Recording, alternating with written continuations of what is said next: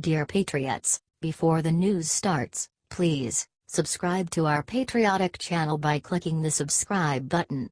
Give us a thumbs up to this video. Don't forget to leave your opinion below in the comments section. Share the news on Facebook and Twitter so you friends see it. Thank you. Just an anti-flag protesting player arrested for violent crime against woman. The anti-flag protesting players continue to disgrace and they are spreading their garbage like a virus. But watch out because the virus is sick and will take down a man and lead him to ruin. The NFL is awash with wife beaters and other felons, and that we know. When one baseball player, Oakland A's catcher Bruce Maxwell, became the only MLB baseball player to take a knee during the anthem, it was a national disgrace and fears that it would spread to baseball and basketball were valid.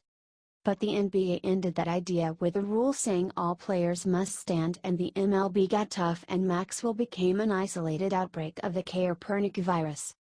And malcontents, like Maxwell, always get their just desserts. According to a shocking new report from TMZ, that is just what happened. Oakland A's catcher Bruce Maxwell was arrested last night for aggravated assault with a deadly weapon after cops allege he pulled a gun on a woman. Scottsdale police said Maxwell was arrested Saturday at 6:08 p.m. at his Scottsdale, Arizona home. Check this out, the woman was simply delivering food to this malcontent, did not know him at all, and he pulled a gun on her. Cops have not released the reason this malcontent committed a felony, but with these spoiled athletes getting away with anything, it was probably something simple like the clown's food was cold. Point is, I don't know anyone who would point a gun at a delivery driver.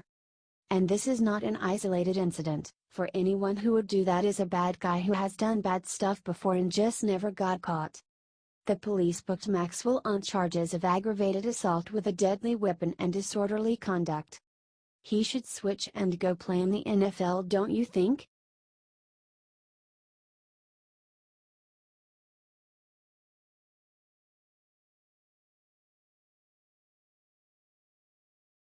This footballer was sick of flag disrespect, so he got with veterans to do the incredible. The National Football League has been rocked by scandal this season as dozens of players on multiple teams have protested by kneeling during the national anthem. While the players claim they are practicing their First Amendment rights, the president and others have argued that this move disrespects a national symbol and veterans who fought and died for our country. One former player has had enough of the protests and decided to combat them with positivity and patriotism. Former St. Louis Rams player David Vobara launched the Dear Flag campaign, working with veterans and football players to record what the flag means to them. Vobara went on Fox and Friends to describe his project and his work with veteran advocacy organization the Adaptive Training Foundation, and the importance of building bridges in these divisive times. For me, look, I will stand, and I will put my hand over my heart. I will pay tribute. You don't build a bridge to meet in the middle. You build a bridge to go to the other person's side, to check it out. You may not like it, but then you go back to your side and you have a little bit of perspective, he said. Through that maybe we can be humane to humanity. What an incredible initiative, and it's not going to end there. Vobara is hoping that youth can get involved in the concept and write in their own feelings about what the flag means to them. It's good to know there are still some patriots working to bring a voice to veterans and defend our flag and anthem.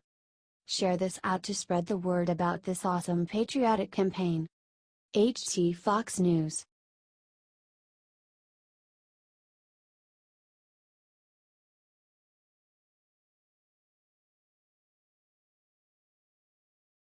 North Korea just spelled war with this unprecedented move. North Korea has reportedly been conducting evacuation drills in secondary and tertiary cities and towns all throughout the last week, according to Daily Mail.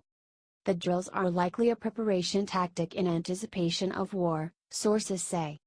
I have never heard of this type of training exercises before in North Korea, but am not surprised, Hun In-bum, a former South Korean military officer, said. They must realize how serious the situation is. Sources say drills of this nature haven't occurred since air raid drills were carried out in 2003. The reports were revealed not long after Defense Secretary James Mattis spoke in Seoul, the capital of South Korea, over the weekend. Make no mistake, any attack on the United States or our allies will be defeated, and any use of nuclear weapons by the North will be met with a massive military response that is effective and overwhelming, he said.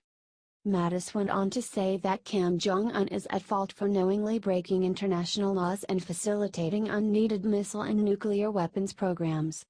I cannot imagine a condition under which the United States would accept North Korea as a nuclear power, Mattis said during the conference.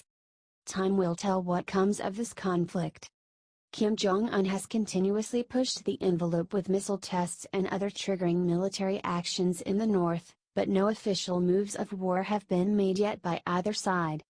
Scores of people blame President Trump for escalating the situation in various ways, such as calling the hostile dictator Rocket Man on Twitter, for example, but reality is also that Kim has always been a threat and has used the possibility of nuclear capabilities as leverage with the United States for years.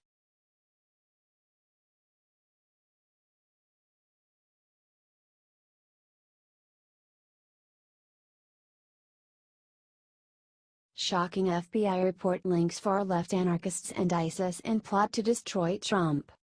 Wow. This is a shocker. A bombshell. A total game changer. Best-selling author Ed Klein just blew the whistle on what the FBI is calling the greatest challenge to law enforcement since the Weather Underground and the Black Panther Party. According to the Daily Mail, the FBI had a top-secret investigation into far-left resistance movements across the USA with a focus on college campuses. And they found stunning collusion between far-left American anarchists and ISIS and Al-Qaeda. There is clearly overwhelming evidence that there are growing ties between U.S. radicals and the Islamic State, as well as several ISIS offshoots and splinter groups, said the FBI field report, which will be published for the first time in Klein's new book, All Out War: The Plot to Destroy Trump. According to Klein, the FBI monitored the far left as they traveled to Hamburg to protest Trump and the rest of the world's leaders at the G20 summit. Task Force covered G20 meeting in Hamburg, studied intel from local authorities, Interpol, and other assets, determined that as assumed US-backed anarchist, radical groups had traveled to Germany and took place in the violence, the FBI's report said. Before adding the bombshell, there is also evidence of meetings between these individuals and associates of ISIS. There is an urgent need to closely surveil the identified individuals. The report goes in to say that the far-left anarchists met with multiple terror organizations in Germany and allege that one man even traveled to Syria to discuss tactics with ISIS. The report makes clear that these far-left groups want to commit violence and are gearing up for more. Proving Trump right again.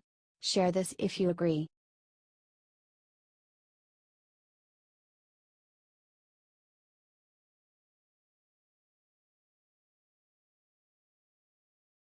Right after first charges filed in Russia probe, Trump lawyer slapped Mueller down and set the record straight. It's been another crazy week in Washington, folks. The Trump-Russia collusion investigation is finally heating up, with CNN reporting that special counsel Robert Mueller has filed his first charges. The report did not say who was being charged or what the charges were, but as usual, speculation abounded about those in President Trump's inner circle, particularly former campaign chairman Paul Manafort and former National Security Advisor Mike Flynn. President Trump's attorney Ty Cobb has one message for those who think the president or his colleagues are the ones who will be going down: it's not happening. The president has no concerns in terms of any impact, as to what happens to them, on his campaign or on the White House. Cobb stated that documents given to Mueller by the White House showed no evidence of any collusion with Russia, and reiterated that the president was fully cooperating with the investigation and expects a positive result. I think the path that he chose of trying to minimize conflict and maximize cooperation is one that benefits the country as he tries to erase this cloud. Which I think he will ultimately achieve. Velp, there you have it, folks. Mueller's charges could result in an arrest as early as Monday, but President Trump remains confident that he and his team will come out unscathed. Share it out if you think Mueller's probe is a scam. HT New York Times.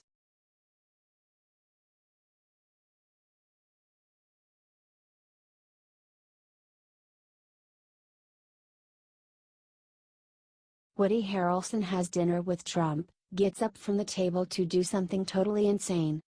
Actor Woody Harrelson reportedly left a dinner with President Trump to go outside and smoke marijuana, according to the Washington Examiner. The Hollywood liberal apparently became so unhinged during the meal that he needed to go outside for a joint. Harrelson said as much to fellow moonbit Bill Maher during an appearance on his show, Real Time with Bill Maher. Check it out. It was brutal. It was brutal, Harrelson said. I never met a more narcissistic man. He talked about himself the whole time. I had to walk out, halfway through to smoke a joint just to steal myself for the rest of it. He said he attended the dinner with former governor of Minnesota Jesse Ventura, whom Trump was apparently considering as a running mate for a 2004 Democratic presidential ticket. Earlier this year, Harrelson commented that he wants Trump to surprise him with just one positive thing. Personally, I love when Hollywood celebrities say stuff like that, because it reveals they don't actually have any idea what's going on in this country. Consider, for example, that the U.S. economy grew at a 3% rate this last quarter. Or that around the same time Harrelson made his comments, unemployment in the U.S. fell to a 28-year low under Trump. But, details or whatever.